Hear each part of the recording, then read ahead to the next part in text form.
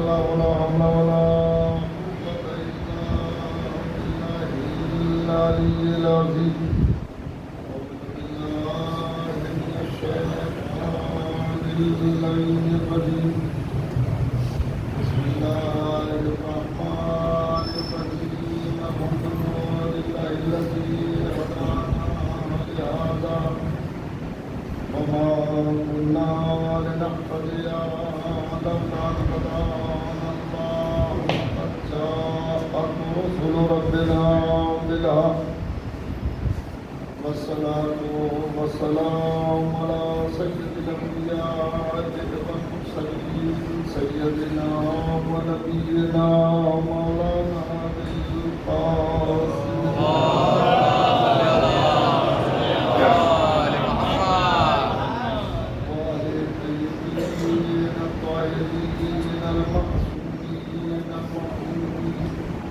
المنتخبين المنتجبين أما بعد فقد قال الله تعالى في محكم كتابه ومحكم كتابه قوله الحق وهو أصدق القائلين بسم الله الرحمن الرحيم يا أيها الناس إنا خلقناكم من ذكر وأنثى وجعلناكم شعوبا وقبائل لتعارفوا إن أكرمكم عند الله أتقاكم. صلوات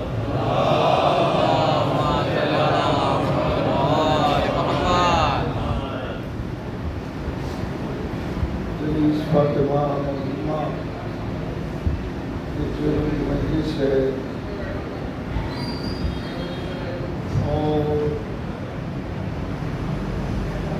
وقت بھی جو ہے وہ آپ کو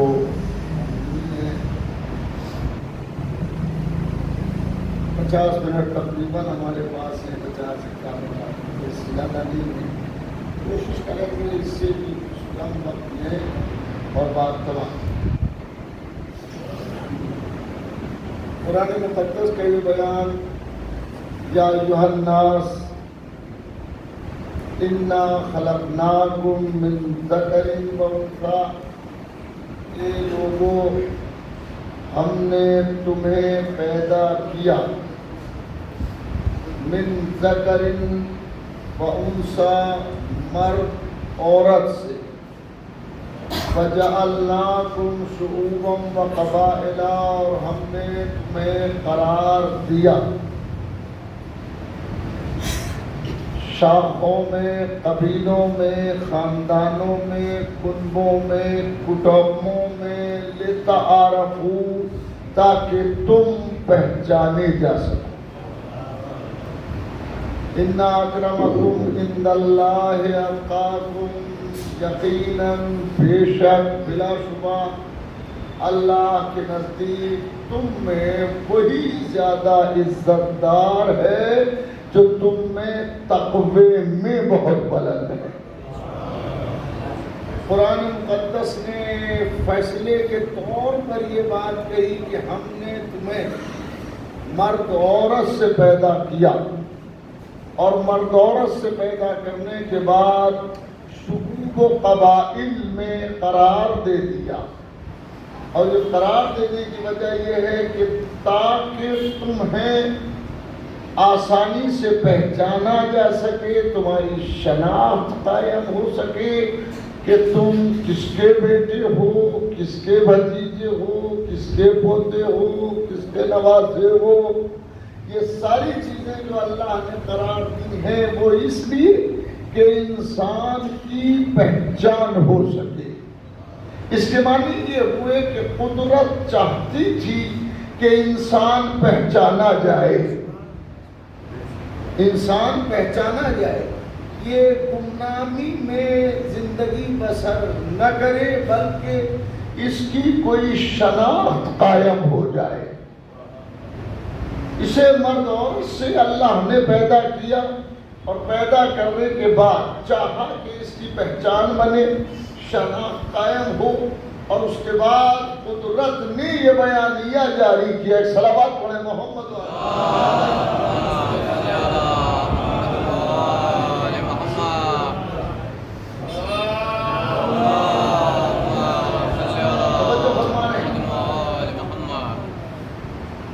تاکہ انسان پہچانا جا سکے، اس کی پہچان ہو سکے، اس کو سمجھا جا سکے.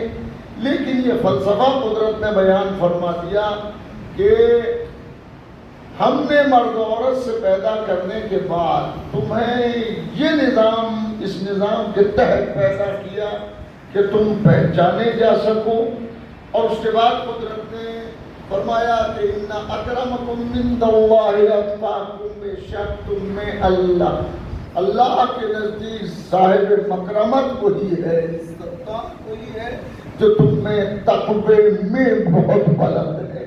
تو گویا جو جتنا تقوی میں بلند ہوتا جائے گا وہ بلند مقام حاصل کرتا چلا جائے گا، اس کی پہچان خود بخود قائم ہو جائے گی.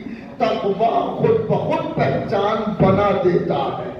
ہم نے تمہیں مرد عورت سے پیدا کیا ہے. اللہ نے ایک کلیہ بیان کیا کہ ہم نے تمہیں مرد عورت سے پیدا کیا ہے. تو اس کاروان حیات کو آگے بڑھنے میں مرد کی بھی ضرورت ہے اور عورت کی بھی ضرورت ہے. عورت اور مرد کے سبب یہ کاروان تخلیق پروردگار نے آگے بڑھایا اور کاروان تخلیق چلتا چلا گیا، مگر مرد عورت کے ذریعے. اور ان میں دونوں ہی اہم ہے، مرد بھی اہم ہے، عورت بھی اہم ہے. یہ بھی نہیں کہا جا سکتا کہ مرد بہت اہم ہے اور یہ بھی نہیں کہا جا سکتا کہ عورت بہت اہم ہے. تقریباً اللہ نے ایک حیثیت سے دونوں کو پیدا کیا تاکہ ایک باہر کے نظام کو سنبھال سکے اور ایک گھر کے نظام کو سنبھال سکے. صلوات پڑھیں محمد.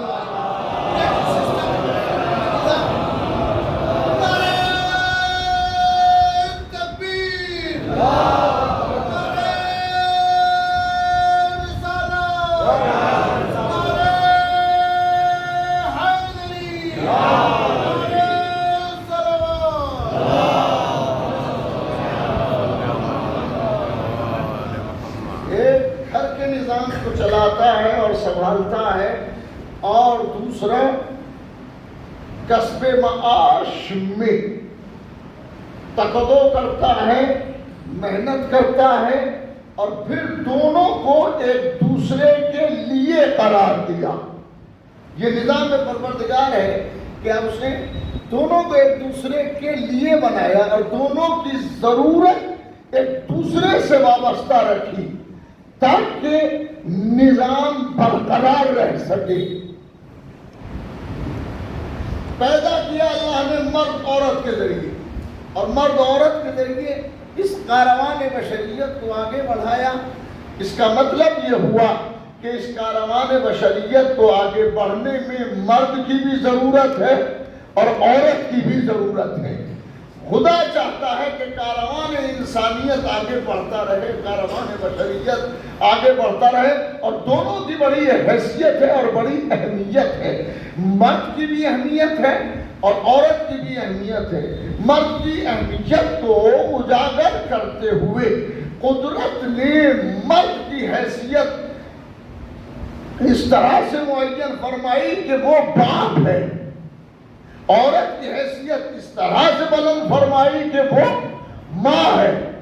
یعنی ایک کو باپ قرار دیا اور ایک کو ماں قرار دیا، اور پھر اس کے بعد کہا کہ تم ان دونوں کے لیے اف بھی نہ کہنا. صلوات پڑھے محمد.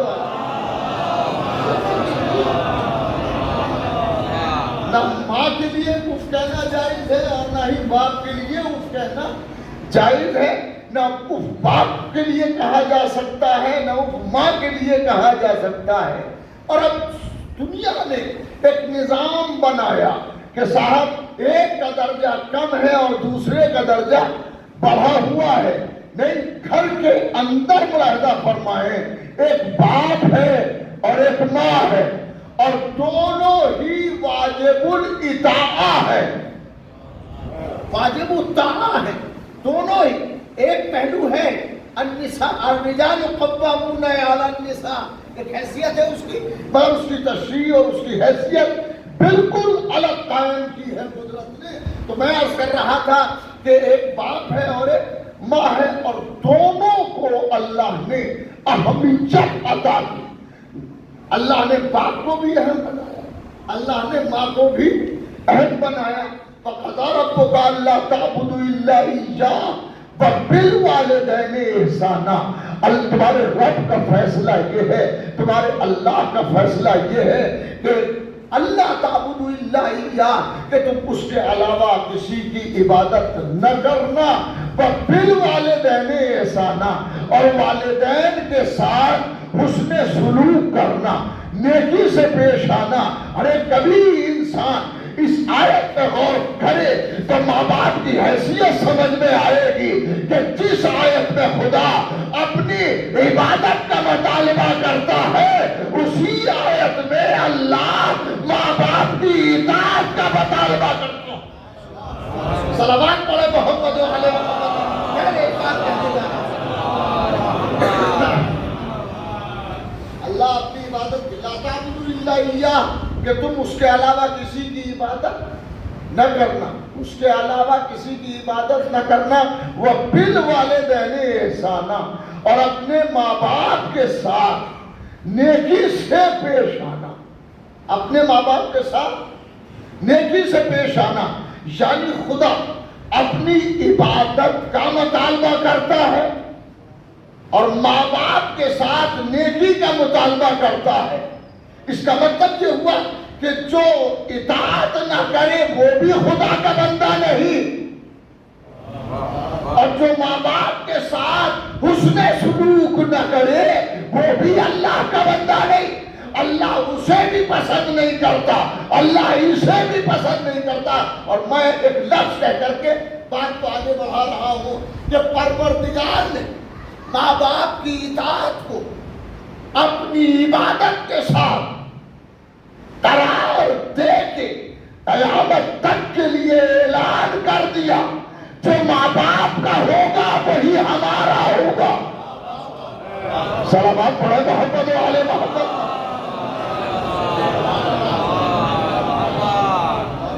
جو ماں باپ کا ہو سکتا ہے وہ ہمارا ہو سکتا ہے، اور جو ماں باپ کا نہیں ہوگا وہ کسی کا نہیں ہوگا۔ تو اللہ نے حیثیت قرار دی ماں باپ کی، کتنی اہم۔ اچھا، اس میں ایک ماں ہے اور ایک باپ ہے، بحث اس میں یہی ہے، ایک ماں ہے اور ایک باپ ہے، اور کسی کی حیثیت کم نہیں ہے، کسی کی حیثیت کم نہیں ہے۔ یہ سمجھیں کہ یہ تو ماں ہے، ارے چھوڑو پڑے کو نہیں، ماں کی بھی بڑی حیثیت ہے، اور اتنی بڑی حیثیت ہے کہ اللہ نے اسے ماں بنایا ہے، ماں بنایا ہے۔ اور اسے ذرا سا پیچھے ہٹ کے دیکھیں کہ یہ ایک عورت ہے، ماں ایک عورت ہے، اور یہ عورت مختلف ادوار سے گزرتی ہے، مختلف ادوار سے گزرتی ہے۔ یہ عورت کبھی بیٹی ہے، صلوات تو پڑھے محمد والے محمد۔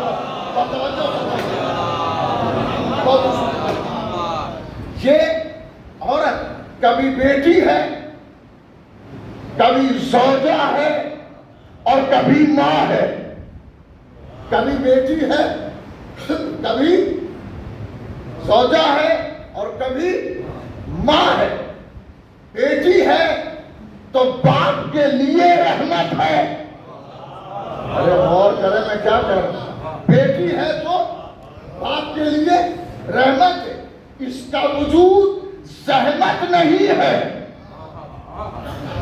اللہ بیٹی کے وجود کو رحمت قرار دیتا ہے، اور اگر یہ زحمت ہوتی، توجہ، اور بچے کے آخر سرے تک کے لیے ایک توجہ کے لیے قابل غور ایک بات عرض کر رہا ہوں کہ اگر لڑکی کا وجود ماں باپ کے لیے رحمت ہے، زحمت نہیں ہے، پہلا مرحلہ کہ اللہ نے اولاد کو دو حصوں میں بانٹا، یا تو بیٹا ہوگا، ارے توجہ ہے، بیٹا ہوگا یا بیٹی ہوگی۔ اگر بیٹا ہے تو نعمت ہے، بیٹا ہے تو نعمت ہے، اور بیٹی ہے تو، ارے توجہ ہے، بیٹا ہے تو نعمت ہے اور بیٹی ہے تو رحمت ہے۔ کسی نے کہا کیا فرق پڑتا ہے، چاہے بیٹا ہو چاہے بیٹی ہو؟ نہیں، دونوں میں بڑا فرق ہے، ایک نعمت ہے اور ایک رحمت ہے۔ اور یہ خیال رہے کہ اللہ نعمت میں حساب لے گا۔ ارے توجہ تو فرمائے، صلوات پڑھے محمد و آل محمد۔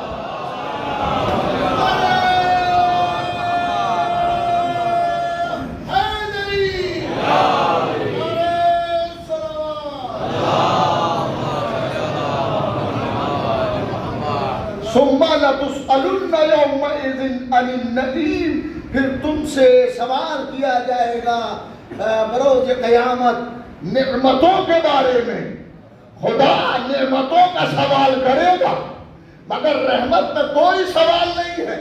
تو اللہ نے لڑکی کو یعنی عورت کو اتنا باوقار بنایا ہے کہ اسے رحمت بنا دیا، اسے رحمت بنا دیا، اور رحمت بھی ایسی رحمت، لوگ سوچنے لگتے ہیں کہ رحمت ہے، بلکہ قرآن نے خود منظر تشریف دی ہے کہ اگر کسی کو اس کی بیٹی کی بشارت دی جائے تو اس کا منہ بن جاتا ہے، چہرہ اتر جاتا ہے۔ قرآن نے نقل کیا ہے، مگر قرآن کہتا ہے کہ ہم نے بیٹی اتاری ہے، تمہیں بیٹی دی ہے، رحمت کے دروازے تمہارے لیے کھول دیے ہیں، اور اتنے بڑے کھولے ہیں کہ یہ تمہارے لیے زحمت نہیں ہے بلکہ رحمت ہے، رحمت ہے۔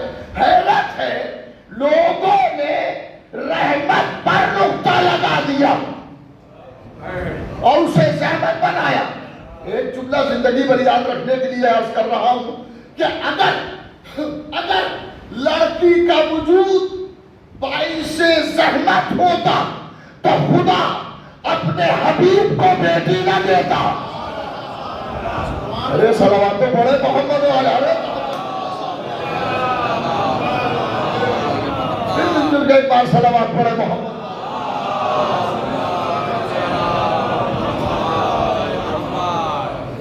اگر بیٹی کا وجود باعث زحمت تھا اور باعث زحمت ہوتا تو خدا اپنے حبیب محمد مصطفیٰ صلی اللہ علیہ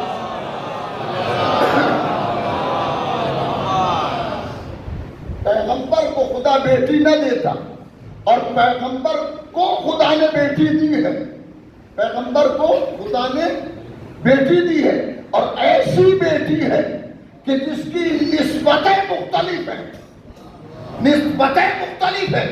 کبھی اس کی نسبت، توجہ کیجیے گا، کبھی اس کی نسبت خدا کی طرف ہوتی ہے، کبھی اس کی نسبت پیغمبر کی طرف ہوتی ہے، کبھی اس کی نسبت علی کی طرف ہوتی ہے۔ صلوات پڑھے محمد۔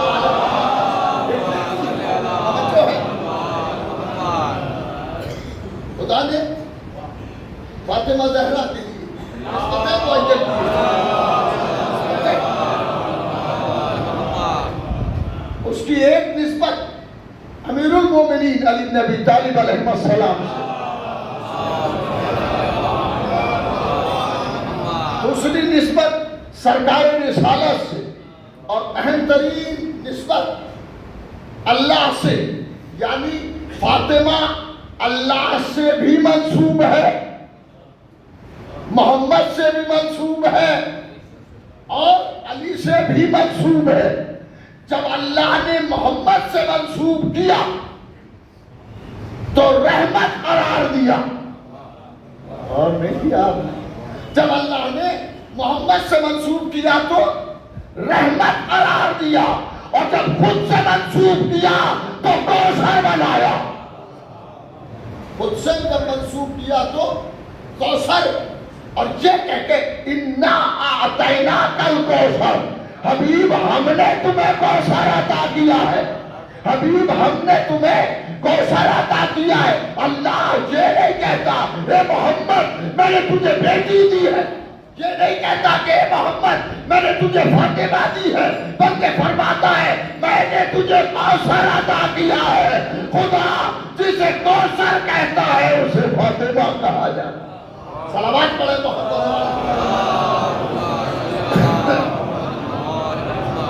اہل بیت علیہ السلام بلند تر صلوات۔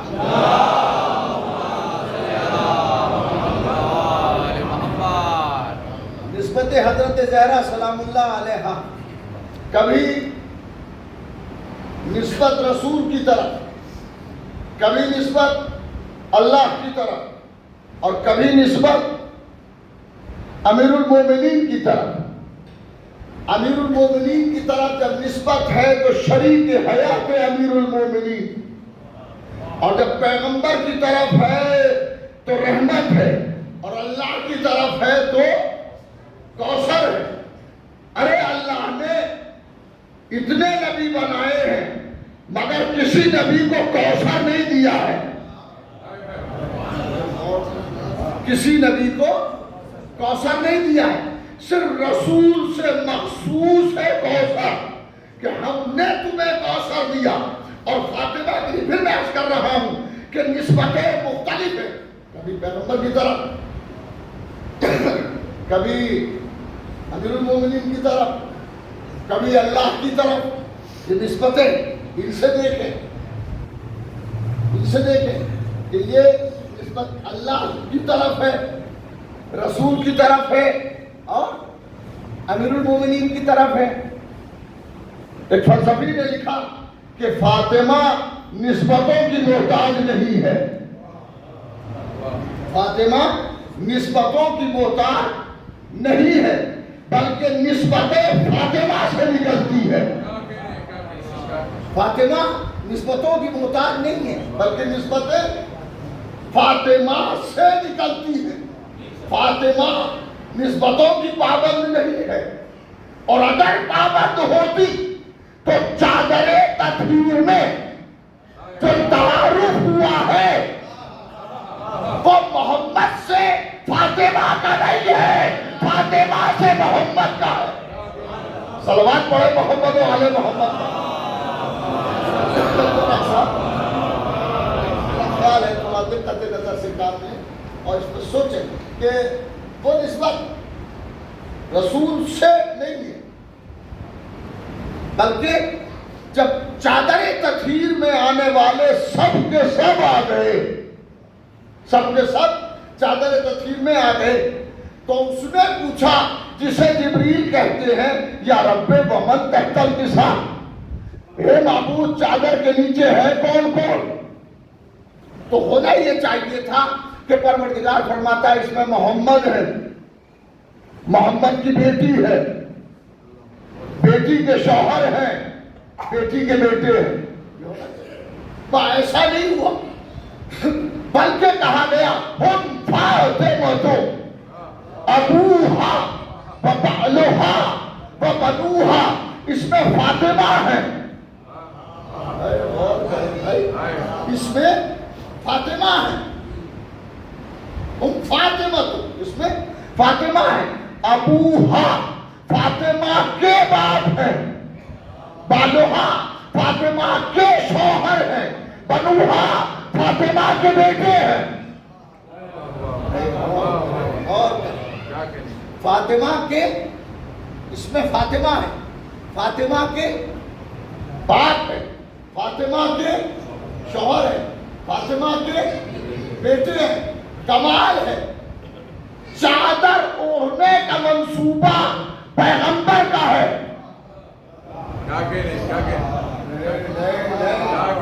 چادر اوڑھنے کا منصوبہ رسول کا ہے، مگر چادر کے نیچے سب فاطمہ کے ہیں۔ صلوات پڑھے محمد،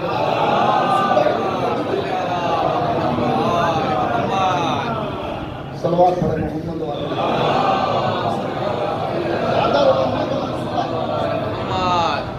ایک بار صلوات پڑھے محمد والے۔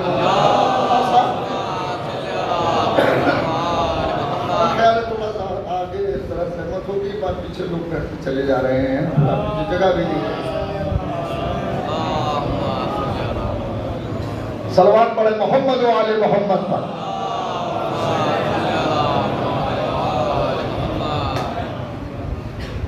چادر اوڑھنے کا منصوبہ کس کا ہے؟ سرکار رسالت کا. مگر چادر کے نیچے جتنے ہیں وہ سب فاطمہ کے ہیں. فاطمہ کے باپ, فاطمہ کے شوہر, فاطمہ کے بیٹے. اور یہ نسبت ایسی ہے کہ جس میں کئی فاصلہ نہیں ہے. سب فاطمہ کے, سب فاطمہ کے.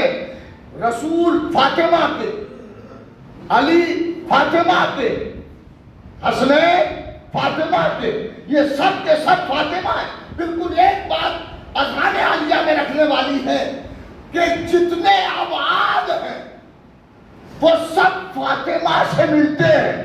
یہ لفظ بدل رہا ہوں اور بہت احتیاط سے کہ فاطمہ وہ مرکز تطہیر ہے یا مرکز عصمت ہے کہ جس سے بیچ میں رکھنے کے بعد سب فاصلے برابر ہیں.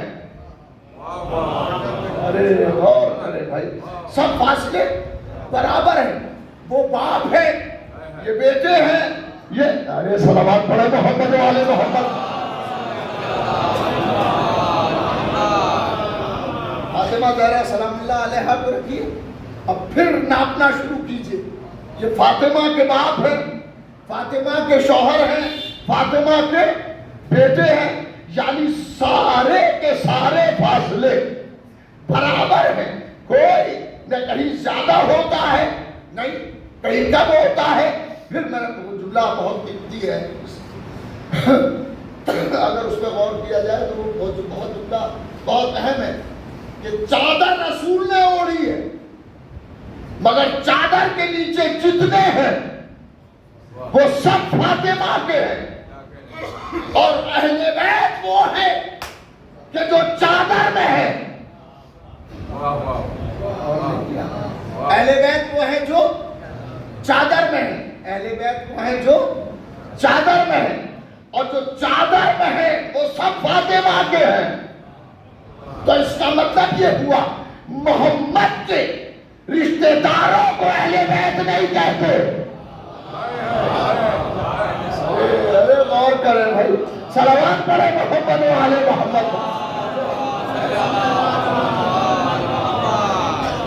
محمد کے رشتہ داروں کو اہل بیت نہیں کہا جاتا بلکہ فاطمہ کے رشتہ داروں کو اہل بیت کہا جاتا ہے. اب کوئی یہ بحث ہی نہ کرے کہ فلاں بھی ہے, آیے تطہیر میں شامل ہے, فلاں بھی شامل ہے. ارے اگر معاملہ محمد کا ہے تو وہ بھی ہے, اور اگر فاطمہ کا ہے تو کوئی نہیں ہے. اس کی وجہ یہ ہے کہ محمد کے رشتہ داروں کو اہل بیت نہیں کہا گیا ہے بلکہ فاطمہ کے رشتہ داروں کو. صلوات پڑھے محمد و آل محمد.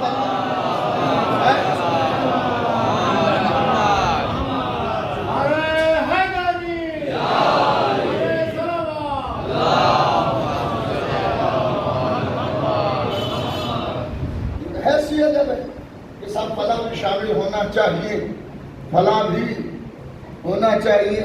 یہ جتنے ہیں سب کے سب ازواج ہیں, یہ سب کے سب اہل بیت ہیں, سب کے سب اہل بیت ہیں. تو یہ بحث بالکل عجیب ہے کہ اہل بیت ہوتے تو چادر میں ہوتے, اہل بیت ہوتے تو چادر میں ہوتے. جو چادر کے باہر ہے وہ اہل بیت نہیں ہے. جب بول رہا ہوں خدا کرے کہ پہنچ جائے, رسول نے بیت میں بیت بنایا, چادر کا گھر گھر میں بنایا, چہار دیواری میں ایک اور چہار دیواری بنائی تاکہ پتہ چل جائے جو گھر والے ہیں وہ اور ہیں صلوات پڑھے محمد و آل محمد.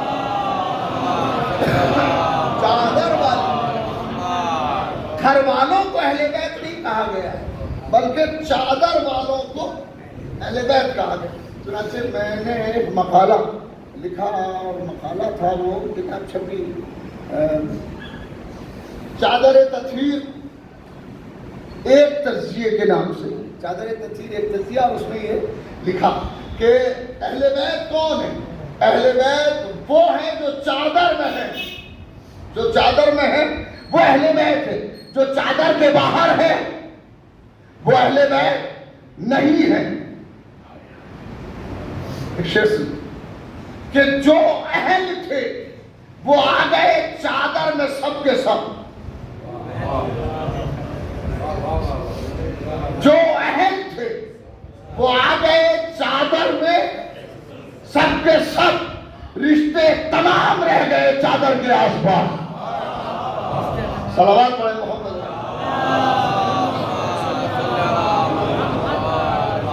جو اہل تھے وہ آ گئے چادر میں سب کے سب. رشتے تمام رہ گئے چادر کے آس پاس. چادر میں کتنے لوگ ہیں؟ فاطمہ زہرا سلام اللہ علیہا سرکار رسالت، حضرت علی علیہ السلام، حسنین علیہم السلام.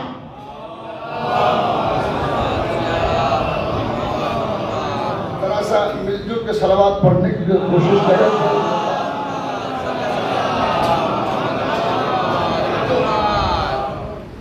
چادر میں بیوی ہیں، رسول ہیں، مولا علی ہیں، حسنین علیہ السلام ہیں. یہ چادر والے ہیں. یہ چادر والے ہیں. مگر چادر کے اندر بیت بنایا. چادر کا بیت بنا ہے. کہاں بنا ہے؟ گھر کے اندر. گھر کے اندر. یہ فلاں جگہ آیت تھی، فلاں جگہ آئی تھی، مختلف روایتیں ہیں اس کی. ترمذی وغیرہ نے بھی خوب لکھا ہے کہ منقش چادر تھی.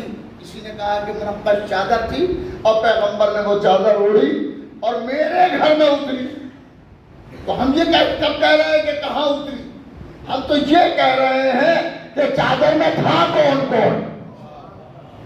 اگر آپ کے گھر میں اترنا اہم ہے تو چادر میں کیوں نہیں ہے؟ آپ کو بھی چادر میں ہونا چاہیے مگر چادر میں آپ نہیں ہے. چادر میں وہ ہے جو اہل بیت ہے. چادر میں صرف اور صرف اہل بیت ہے. اور اگر یہ شرف نہ ہوتا، ایک بات اور کہتے چلیں جو وہاں میں نے لکھی وہ میں عرض کرتا ہوں. ایک بات مجھے یاد آ گئی ہے کہ کسی نے بھی سنی شیعہ تمام علماء یہ نہیں لکھا کہ حسنین علیہ السلام، حضرت زہرا، مولا علی پیغمبر تو ہیں. پیغمبر یہ اہل بیت میں نہیں ہے. کسی نے لکھا؟ کسی نے نہیں لکھا. بلکہ تمام علماء نے یہ لکھا کہ یہ اہل بیت میں ہے. بلکہ یہی اہل بیت ہے.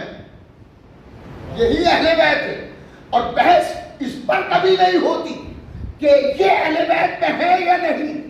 بحث اس پر ہوتی ہے بھلا ہے کہ نہیں. صلوات پڑھے محمد والے. ارے بلند آواز سے صلوات پڑھے.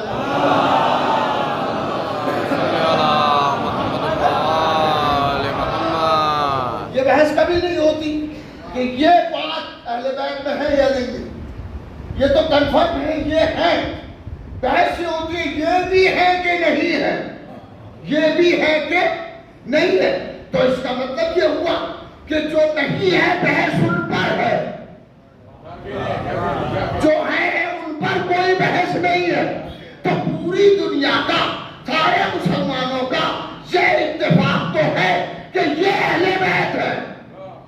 یہ اہل بیت ہے. اور اہل بیت محمد کے رشتہ دار نہیں ہوتے.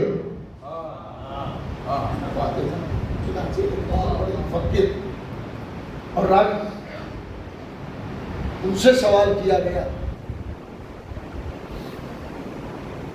زید بن ارقم سے کسی نے سوال کیا ازواج اہل بیت میں ہیں کہ نہیں ہیں؟ ازواج کے رسول اہل بیت کے رسول میں شامل ہیں کہ نہیں ہیں؟ تو اس کے معنی ہے یہ کہنا دلیل ہے کہ کوئی اہل بیت ضرور ہے جو ازواج کے علاوہ ہے۔ اگر یہ سوال ہوتا صلوات محمد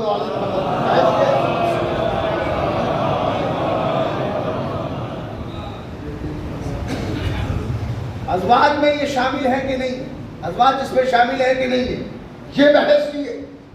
یہ کسی نے بحث نہیں کی ہے کہ وہ اہل بیت یہ ہے یا نہیں ہے، تو یہ تو طے ہے کہ یہ اہل بیت ہے۔ دوسروں کے لیے بحث ہے کہ وہ ہے یا نہیں ہے، ان کو مانا جائے کہ نہیں مانا جائے۔ زید سے بڑا سوال کیا، صلوات پڑھے محمد۔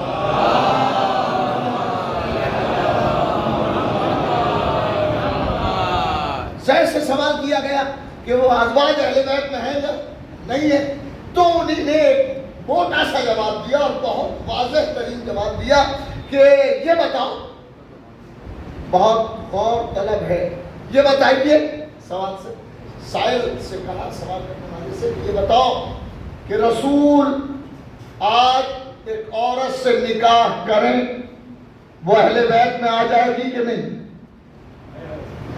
تمہارے قانون کے مطابق وہ آ جائے گی اہل بیت میں یا نہیں؟ انہوں نے کہا بے شک آ جائے گی۔ زید کہتے ہیں کہ اگر رسول کچھ دنوں بعد اسے طلاق دے دیں غور کریں تو وہ اہل بیت سے نکل جائے گی کہ نہیں؟ کہلے کہ ہاں نکل جائے گی۔ تو انہوں نے کہا یہی دلیل ہے کہ ازواج اہل بیت میں نہیں ہے، یہی دلیل ہے کہ ازواج اہل بیت میں نہیں ہے، اس لیے کہ قرآن مصداق بدلتا نہیں ہے۔ صلوات پڑھے محمد علیہ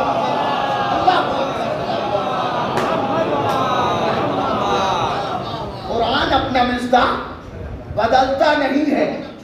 جو قرآن کے مصداق ہے یا مصادیق قرآن ہے وہ تھے، ہیں اور رہیں گے، وہ بدل نہیں سکتے۔ قرآن اپنا مصداق بدلتا نہیں ہے، جو ہے وہ رہے گا۔ پھر اس کے بعد کہتے ہیں کہ پیغمبر کو اہل بیت دنیا میں نہیں ملے ہیں۔ ارے غور تو کریں، یہاں آ کے نہیں ملے ہیں، پیغمبر اہل بیت لے کے آئے ہیں۔ پیغمبر کے اہل بیت دیکھنا ہے تو وہ پیغمبر جیسے ہوں گے۔ فلسفہ ہے کہ پیغمبر کے اہل بیت جو ہوں گے وہ اہل بیت جیسے ہوں گے۔ یہی دلیل قائم کرتے ہیں کہ دنیا کے بچے ماں باپ تربیت کرتے ہیں وہ الگ ہو جاتے ہیں، مگر اہل بیت جنہیں تربیت کرتے ہیں وہ ایک سے ہوتے ہیں۔ اگر یقین نہ آئے تو فاطمہ کے آنگن میں دیکھو، دو بیٹے ہیں دونوں حسن، دو بیٹے ہیں دونوں حسن، اور دونوں کو ملایا تو حسنین ہوئے، دونوں حسن ہیں۔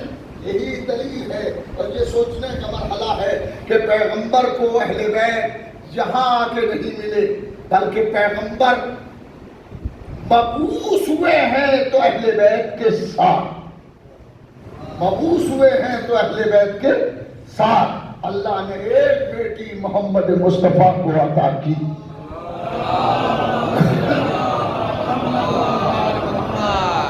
مگر وہ ایسی بیٹی ہے جو فخر مریم و آسیہ و سارا ہے، جس کو دیکھنے کے بعد پتہ چلتا ہے محمد ایسے بیٹھتے تھے، ایسے اٹھتے تھے، ایسے چلتے تھے، ایسے پھرتے تھے، پیغمبر ایسے بودے بار کرتے تھے۔ فاطمہ کو دیکھتے جائیے، مصطفیٰ کو سمجھتے جائیے۔ محمد کے اہل بیت. یہی اہل بیت جب آگے بڑھیں گے، یہی اہل بیت جب آگے بڑھیں گے، یہ اہل بیت محمد کے اہل بیت ہے. مزاج میں محمد ہے، مزاج میں محمد ہے، اس لیے کہ جس کے اہل بیت ہے اس کا حصہ ہے، اور اس کا حصہ ہے تو مزاج میں بھی ویسے ہی ہے جیسے محمد مصطفیٰ. خلق محمد جیسا، عادت محمد جیسی، سخاوت محمد مصطفیٰ جیسی.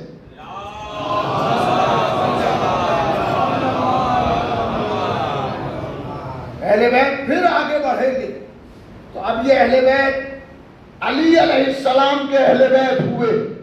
پیغمبر کے بعد علی کے اہل بیت، علی علیہ السلام کے بعد حسن مجتبیٰ کے اہل بیت، حسن مجتبیٰ کے بعد امام حسین کے اہل بیت. اور اہل بیت میں حسین نے انہیں چنا کہ جو حسین جیسے ہو، حسین جیسے ہو. ورنہ آپ سوچیں جناب زینب سلام اللہ علیہا،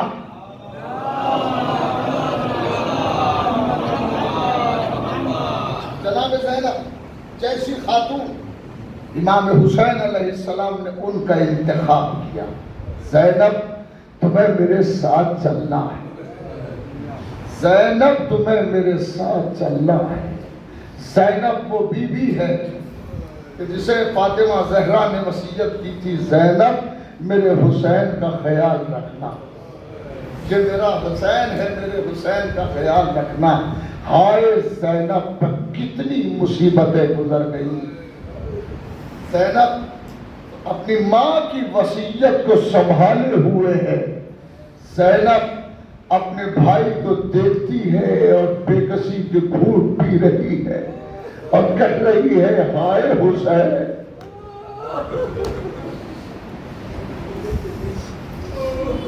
جناب زینب، جناب فاطمہ زہرا سلام اللہ علیہا جب دنیا سے تشریف لے جانے لگی تو زینب کو چند وصیتیں فرمائیں، اور ان وصیتوں میں ایک اہم وصیت یہ تھی، زینب میرے حسین کا خیال رکھنا.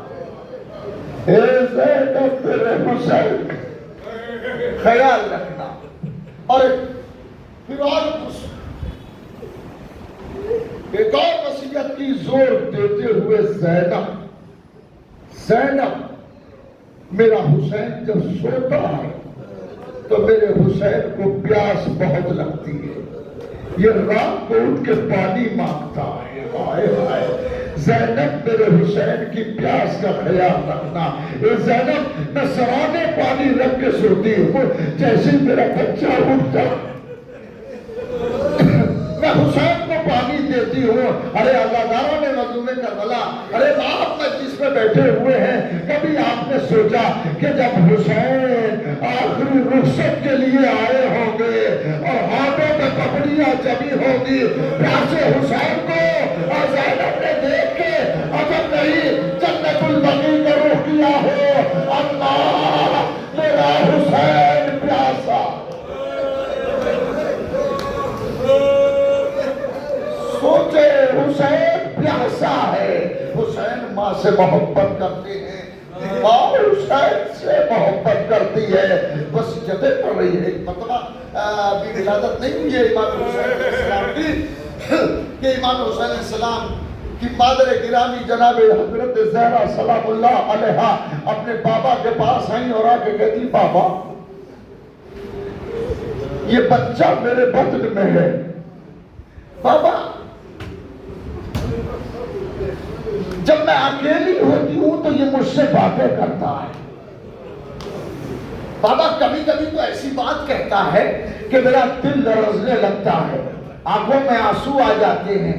بیٹی کیا کہتا ہے؟ بابا دو باتیں ایسی کہتا ہے کہ جو میری سمجھ میں آتی ہیں، مگر تیسری بات جو کہتا ہے وہ میرے سمجھ میں نہیں آتی. کہا بیٹی کیا کہتا؟ کہا بابا یہ پہلی مرتبہ پکار کے کہتا اماں میں پیاسا ہوں، اماں میں پیاسا ہوں، اماں میں پیاسا ہوں. بیٹی کیا سمجھتی ہو؟ کہا بابا میں سمجھتی ہوں کہ آپ میرے لال کو بھوک لگ رہی ہے، میرے بچے کو پیاس لگ رہی ہے، اسی لیے پکار کے کہہ رہا ہے اماں میں پیاسا۔ بیٹی دوسری بات کیا کہتا ہے؟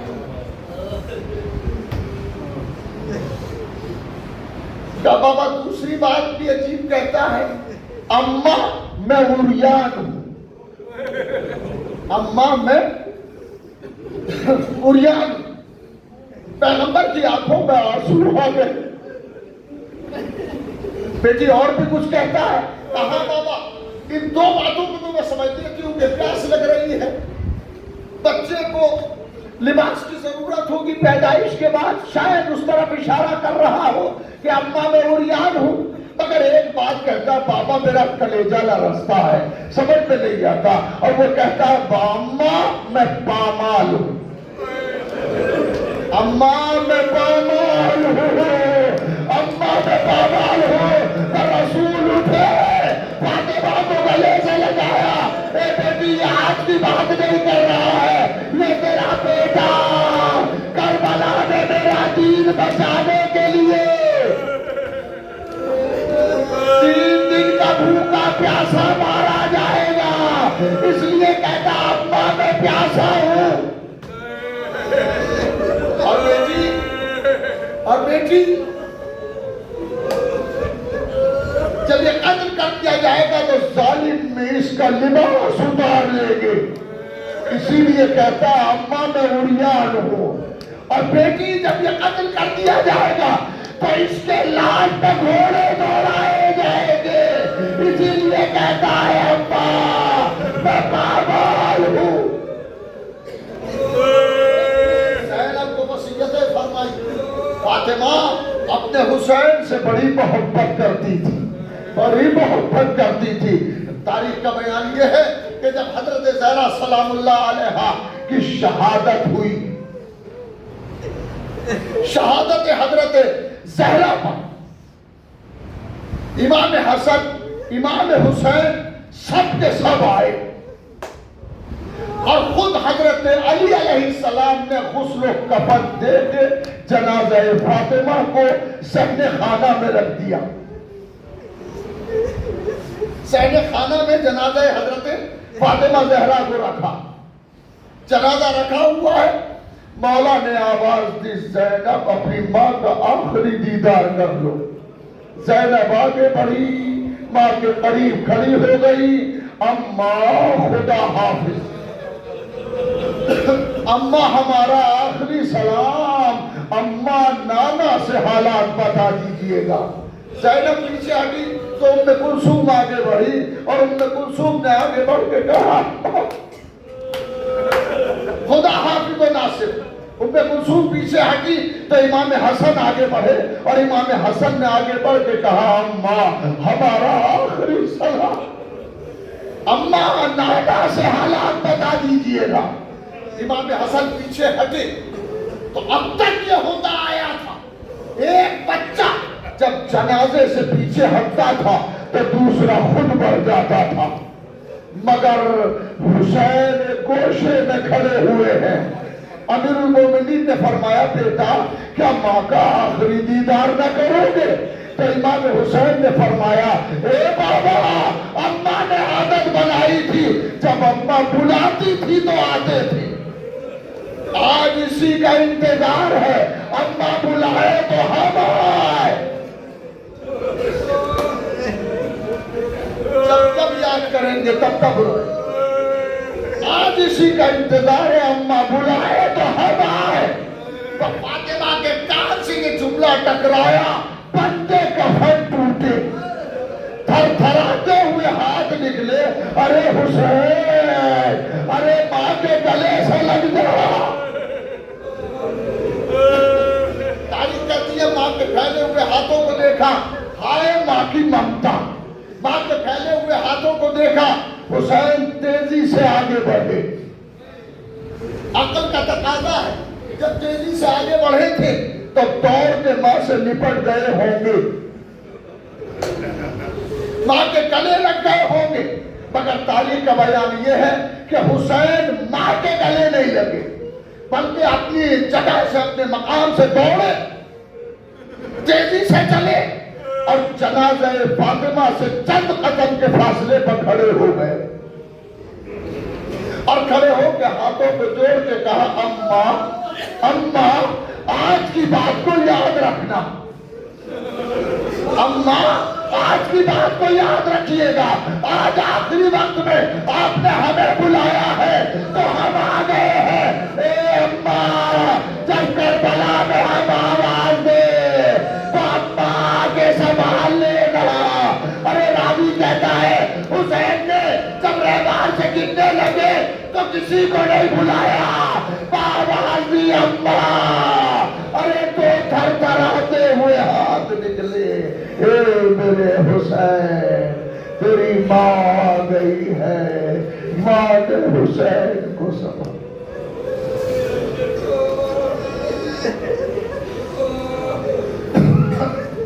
الہی بحق الزہرا وابیہا وبالہا وبنیہا، پروردگار اس عبادت کو قبول فرما،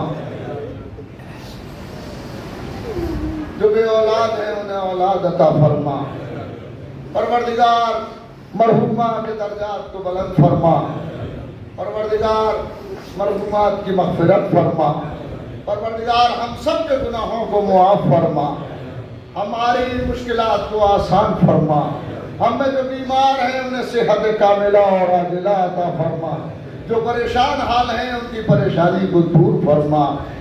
ایک مرتبہ سورہ الحمد اور 3 مرتبہ سورہ اخلاص پڑھ کر جلیس فاطمہ مرحومہ کی روح کو ایصال ثواب فرما۔